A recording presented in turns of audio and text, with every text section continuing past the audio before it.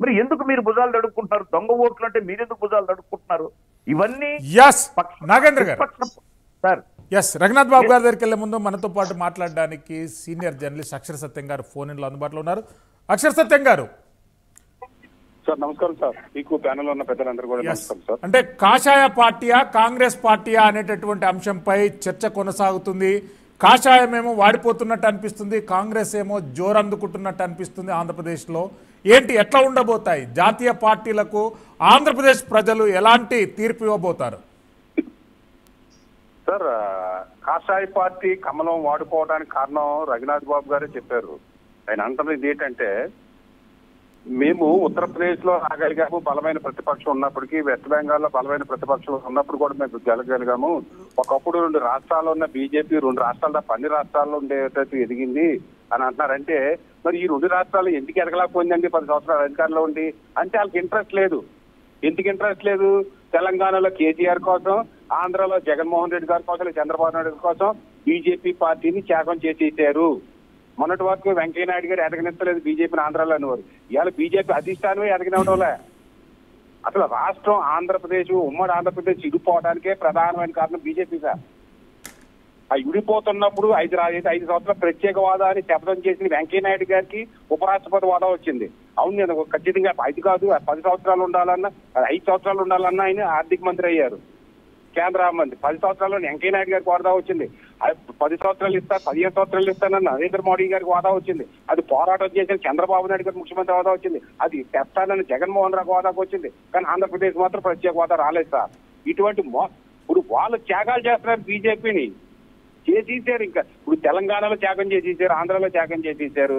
ఇక బీజేపీ ఇంకా వాళ్ళ ప్రత్యామ్నాయం ఏంటంటే, ఇప్పుడు జగన్మోహన్ రెడ్డి గారిని గెలిపించాలంటే తెలుగుదేశం జనసేన కూటమిలో కలుస్తారు సార్. మన కృష్ణాంజనేయులు గారు చెప్పినట్టుగా అది పెద్ద గుదిబండ. లేదు అంటే జగన్మోహన్ రెడ్డి గారు బీజేపీని కలుపుకోరు, కలిసి ఉంటారు కానీ కలుపుకోరు. అదొక విచిత్రమైన కాంబినేషన్. ఇక 2వ పాయింట్ మీరు ఏదన్నారంటే, దయచేసి టైం ఇవ్వంటారు. 2వ పాయింట్ ఏంటది, బీజేపీ తెలుగుదేశం జనసేన విజయం సాధిస్తుందా అనేది. తెలుగుదేశం జనసేన బంపర్ విజయం సాధించి ఉండే సార్. నిన్న మొన్న ఏదో ఒక సర్వే రిలీజ్ చేసింది, ఒక నామమాత్ర మెజార్టీ చూపిస్తుంది.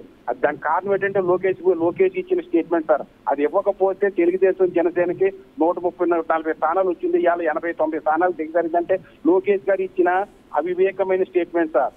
ఇదే పరిస్థితిని లోకేష్ బాబు గారు, చంద్రబాబు నాయుడు గారు సరిదిద్దుకోకుండా జనసేనను అణిచివేసే పరిస్థితులు ఉంటే తెలుగుదేశం ఘోరంగా పరాజయం చెందుతుంది. జనసేన ప్రాతిపదికిచ్చి సమస్థాయి ఇచ్చి పవర్ షేరింగ్ లో కూడా జనసేనకి స్థానం ఇస్తే ఖచ్చితంగా వైసీపీ ఓడిస్తుంది. లేకపోతే మళ్ళీ తెలుగుదేశం ఘోర పరాజయాన్ని చూడాల్సి వస్తుంది.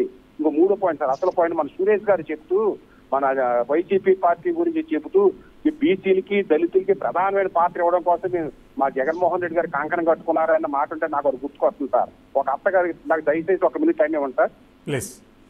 ఒక అత్తగారికి 2 అల్లుళ్ళట సార్.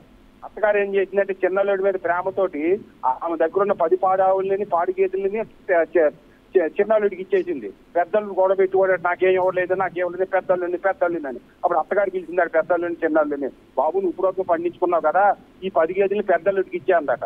పెద్దల్లుడు అనుకున్నాడట, అయ్యా నా అత్తగారు ఎంత మంచిది, ఇప్పుడు వరకు నేను తీసుకున్నాను, 10 గేదెలు నాకు ఇచ్చేస్తుంది అనుకున్నాడట. అప్పుడు అత్తగారు కండిషన్ పెట్టిందట, ఒరే బాబు పెద్దల్లుడా, 10 గేదెలు ఒట్టుపోయే కాబట్టి నీకు ఇస్తున్నాను, రేపు పొద్దున్న మళ్ళీ పాడికి వచ్చినప్పుడు చిన్నల్లుడికి ఇచ్చేందట. అంటే అర్థమేంటి, పాలు ఇచ్చేటప్పుడు చిన్నల్లుడికి, ఒట్టుపోయి పెంచేటప్పుడు పెద్దల్లుడికి. అలాగే జగన్మోహన్ రెడ్డి గారి పాలసీ. నెగ్గేటప్పుడు రెడ్డి సామాజిక వర్గానికి, ఓడిపోయేటప్పుడు. అక్షర సత్యం గారు మళ్ళీ వస్తాను.